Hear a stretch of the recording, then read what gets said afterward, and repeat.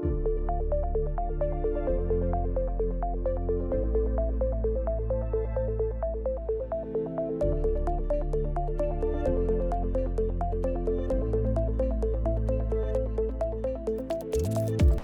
I'm Alex Drilon. I'm a medical oncologist.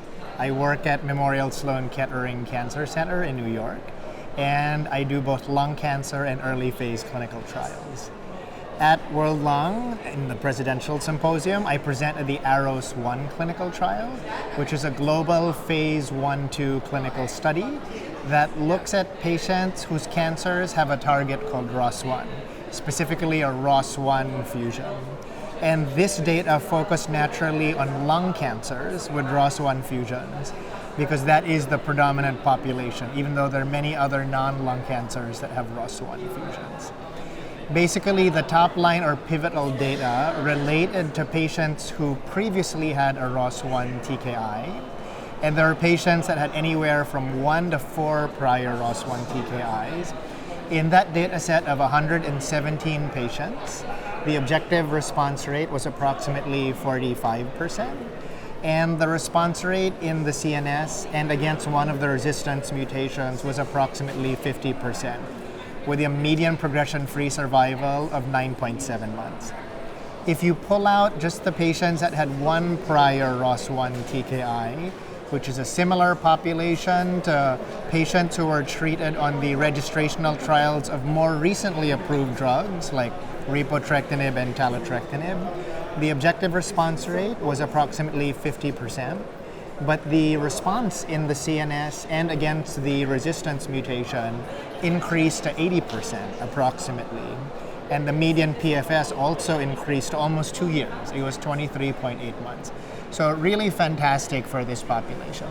I will call out also that I mentioned the 2 recently approved agents, repotrectinib and taletrectinib, and there are no targeted therapies that are approved for patients after these drugs. And in this data set, we saw patients who received repotrectinib and taletrectinib who had very durable responses to zidesamtinib. Finally, there's also a peek at the TKI naive data set. The concept here is that if you have a good drug, try to move it up to the frontline setting and give your best drug first. And so in 35 patients that hadn't had a TKI before, the objective response rate was almost 90%. Really good number. And the response in the central nervous system was north of 80%.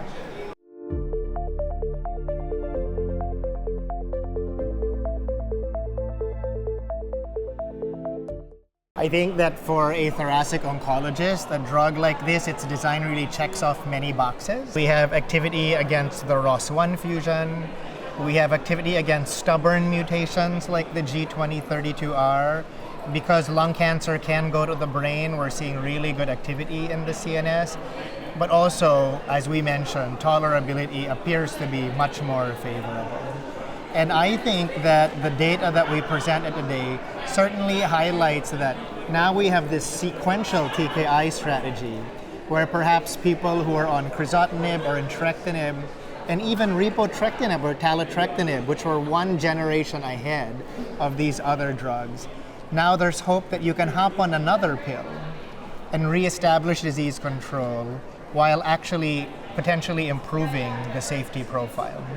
Now, what we really hope to see is what I mentioned earlier on, that if it truly is a really good drug, why not use it first? And my guess is that beyond the TKI naive data that I presented today, the additional data in more patients accrued will give us a good readout on durability. And hopefully we'll see a median progression-free survival that's even longer than we've seen with repotrectinib and taletrectinib. And if that happens, then it'll be our TKI of choice in patients that have advanced disease and never had targeted therapy before.